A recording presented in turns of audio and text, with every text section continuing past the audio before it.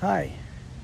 I want to say a few words about what's going on right now in this country and on social media regarding the police brutality issue and protesters and all the things that are being said.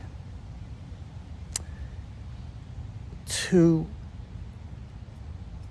how can I put this, to endorse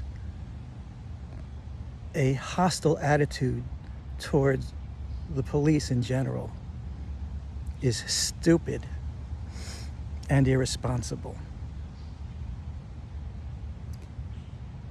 Likewise, to endorse a hostile attitude towards protesters in general is stupid and irresponsible.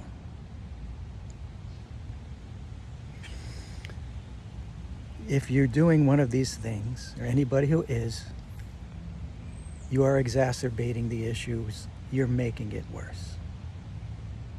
Because we've all got to understand each other.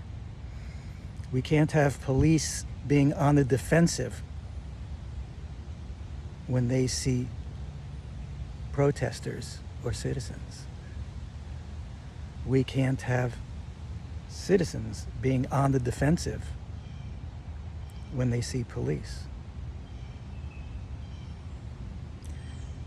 Now, I've had several members of law enforcement in my family, including my son, who is in state police. I'm very proud of him. I'm very proud of all of them. Not just because they're in law enforcement, but because of their character, who they are. I know my son will be the last person to inflame hostilities or to push anybody around. That's just not his way. He's a very understanding person. I'm very proud of the man he's become. I would be very disappointed if he were to have an intimidating attitude towards the people he deals with. But there's nothing about him for me to be disappointed about. And I want to share with you something I have never publicly shared, but my own experience personally with police brutality and how I handled it. My son Jeffrey, a lot of you know, passed away from cancer in 2008. It was a long and miserable battle, but that's not what this is about. And his first incident of cancer was back in 1993, towards the end of the year. And there was a couple of years of surgery and treatment involved then. And when that was over, it was a miracle that he survived. I knew that the doctors were privately saying this among themselves, because it just so happened that an intern in that hospital was the son of my boss and employer at that time. So I had kind of a pipeline to what they really thought. Anyway, he survived that, but it had its effects. The disease, the treatments, the time spent out of his normal school life and social life. And in any case, Jeffrey got into some trouble sometimes. And one time he got picked up by the police. I got a phone call from Jeffrey saying he was really scared that the police were threatening him. They picked him up and they were trying to force him to spy and to tattle on any friends that were involved with distributing marijuana. Actually, what happened was these two detectives from a local nearby town, I'm not going to be specific, it really served no purpose, but they searched him illegally, and they found a tiny little marijuana roach. And using that as their excuse, they took him into the station. They took him into the basement of the station, and they physically abused him pretty good. And he was told in these words by one of the detectives, quote, "I will make you my bitch," unquote, if you don't do what we're telling you to do. Now, Jeffrey was 18 years old, and he was very scared, and he phoned me and told me about this. By this time, his mother and I were divorced, and he was living with his mother most of the week. And he was scared. He called me, and I said, "Jeffrey, just spend the next week in my home. Stay in the neighborhood here. At the end of that week, you'll have nothing to worry about from the police." Now, truthfully, I hadn't a clue how I was going to make that happen. But I sure as hell was going to make it happen. And making that decision is the whole game. Anyway, that's not what happened. He did not stay with me. And so he was, charged with, some minor marijuana offense. And the story that they told for legally justifying the illegal search was that he resembled the description of somebody who robbed a couple of stores in the town. Instinctively, I knew that he did not match that description. So I did my own research. I called the store and I asked for information about the description and what happened with the person who did rob the store. I was told the manager would have to call me back. So the next day at my job, I got a phone call, but it wasn't from the store. It was from one of those two detectives threatening me, saying that I was interfering with a police investigation and he might have to charge me with that offense.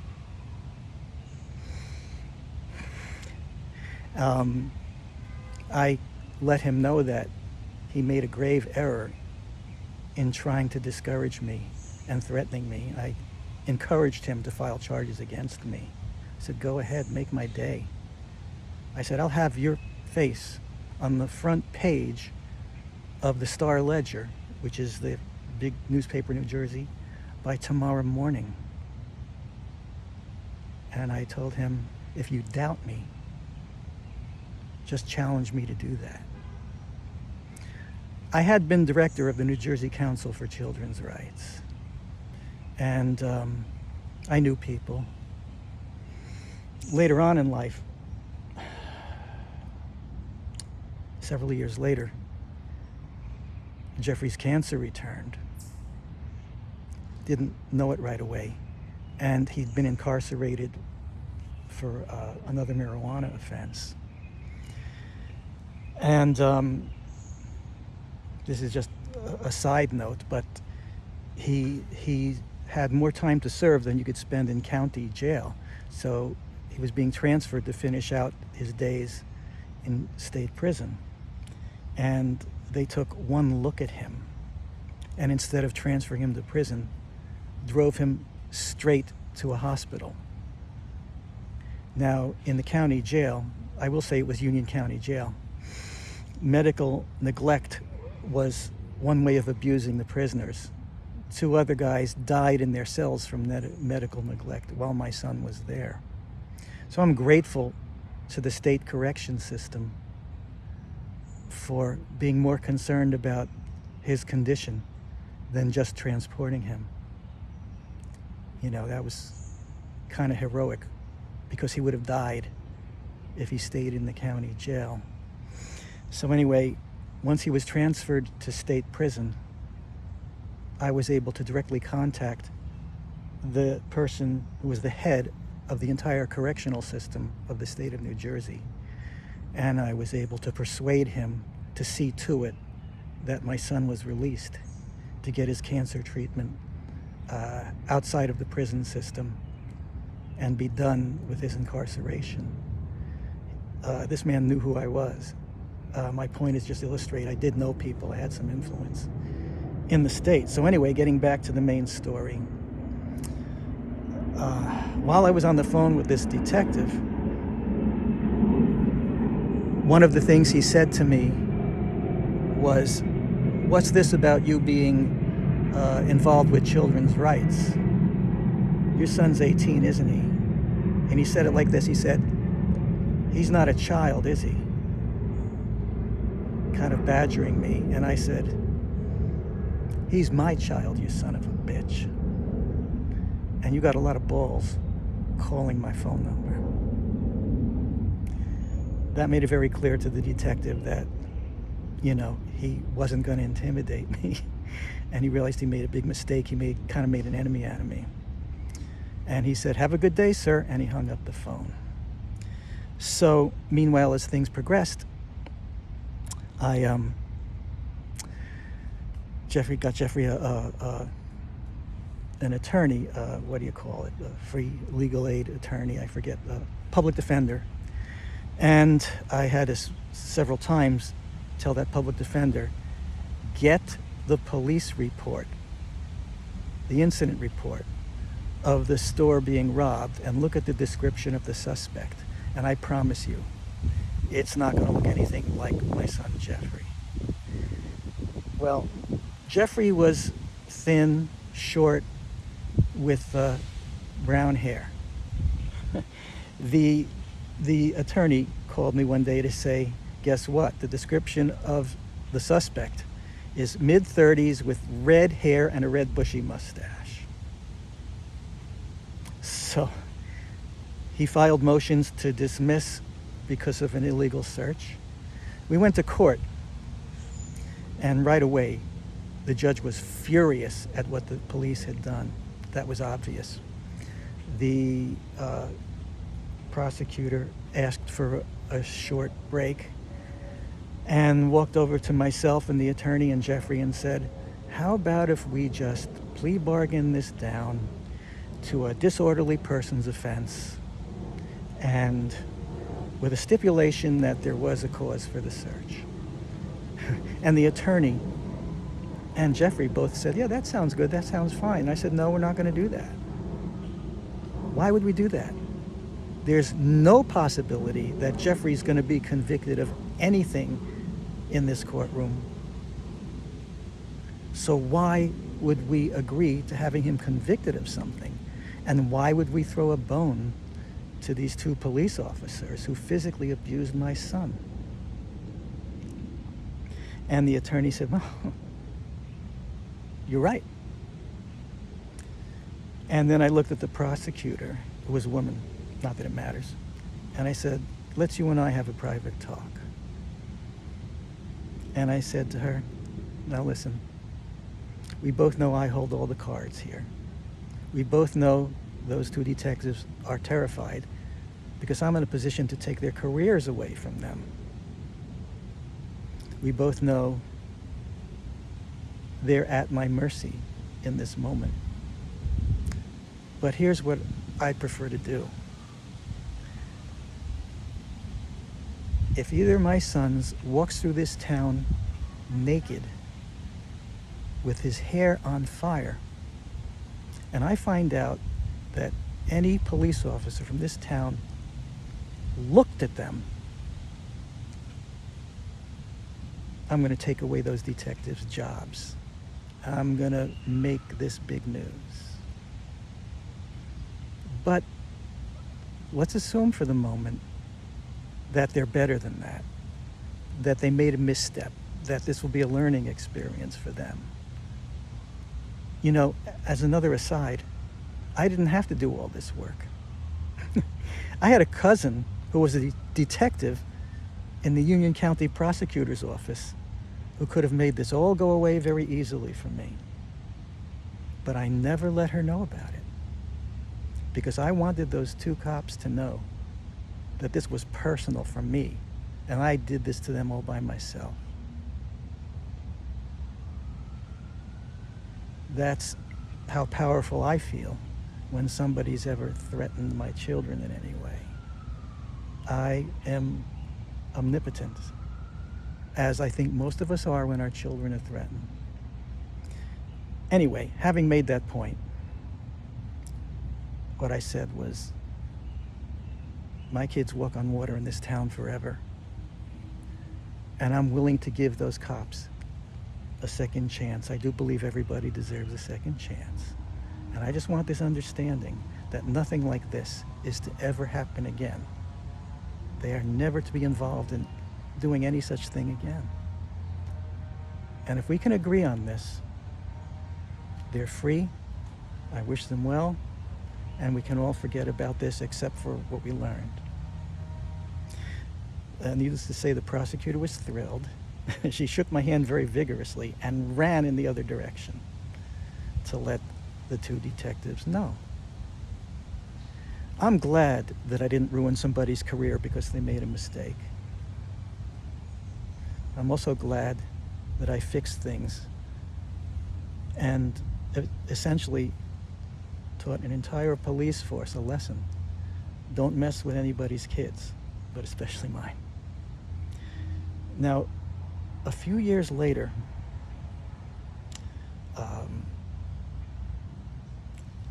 I took Jeffrey. He wanted to stop at a convenience store. He said, just wait in the car, Dad, I'll be right out. He just wanted to get something. And I saw a police officer get out of his car, walk over and speak to him for a few minutes. I just sat in the car and watched. You can imagine what was going through my mind. When Jeffrey got back in the car, I said, what was that about? And he said, oh, no, nothing, Dad. He was just asking me how I was doing, and just a really, really friendly talk. He was really nice.